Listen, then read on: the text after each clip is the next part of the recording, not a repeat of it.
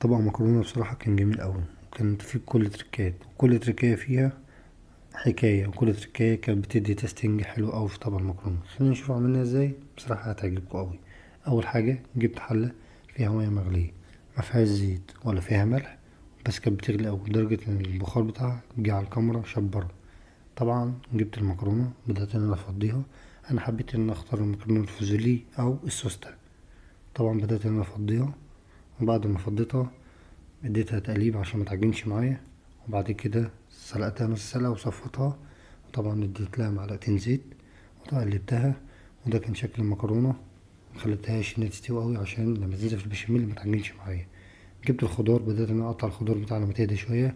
اول حاجة جبت المشروم، قطعت تقطيعة كبيرة اوي عشان خاطر لما يجي يستوي معايا مع البشاميل ومع المكرونة ما يعجنش معايا. وطبعا اصبح ان المشروم ظاهر معايا في قلب المكرونة. وبعد كده جبت قرن فلفل رومي، وبدأت ان اعمله نعمله كويس. على ما الفلفل الرومي يتقطع وكده، كنت جبت 3 4 ورقات ريحان وغسلتهم كويس جدا. بعد كده نعمتهم تنعيم عشان استخدموه في البشاميل وفي المكرونة. بدأت ان انا اعمل الريحان زي ما انتوا شفتوا كده. وبعد كده جبت اللبن عندي اللي هو بتاع البشاميل، اديت له ملح واديت له المرقة.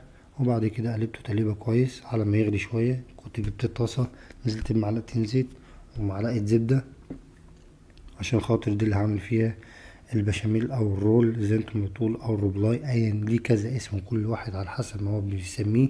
اللي هو الزيت بدقيق، بس لازم اهم حاجة في الزيت بدقيق دوت، لازم ان الدقيق كله يلمس الزيت، ولازم ياخد غلوة مع الزيت بس ما يشطش او يشعوط زي ما بتقولوا برضو، عشان خاطر ما يديش طعم الدقيق في قلب البشاميل. طبعا لازم اقلبه كويس، لو عندي اي شويه دقيق كمان اديله دقيق، لو حاسس ان هو مثلا محتاج دقيق اديله. طبعا على ما قلبته كده جبت اللبن وبدات ان انا انزل بيه لحد ما اصبح القوام بتاعه اللي انا عايزه تقيل عايزه خفيف، بس انا عايزه جوسي. طبعا خليت القوام بتاعه زي ما انتوا شفتوا كده، كانت قوامه كان كويس جدا جدا، وده اللي انا محتاجه في طبق المكرونه اللي انا هعمله. ودي الفراخ اللي عندي اللي انا خليتها ومتبله. التتبيله اللي انا قاعد فيها هي اللي دي تيستنج برضو حلو في المكرونه، وساعدتني على ان المكرونه تبقى طعمها حلو جدا. جبت الفراخ وبدات ان اقلبها تقليبه كويس. بعد ما قلبتها بدات ان انا انزل بقيه الحاجه بتاعتي، نزلت بالفلفل ونزلت بالمشروم، اي حاجه مش فارقه، بس اهم حاجه انزل بالحاجه اللي هي ما بتغيبش في التسويه قوي. وبدأت إن أنا أنزل بالريحان، نص الريحان نزلت بيه في قلب الفراخ ونص نزلت بالبشاميل.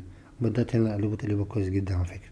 بس قبل ما أنزل بالبشاميل اديته سنة ملح، حسيت إن الفراخ عايزة سنة ملح بسيطة جدا.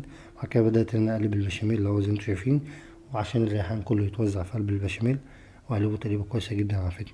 دي الجبنة اللي أنا عملتها عندي، فيها جبنة موتزاريلا وفيها جبنة رومي عشان يدي الطعم الهيلثي الحلو كده.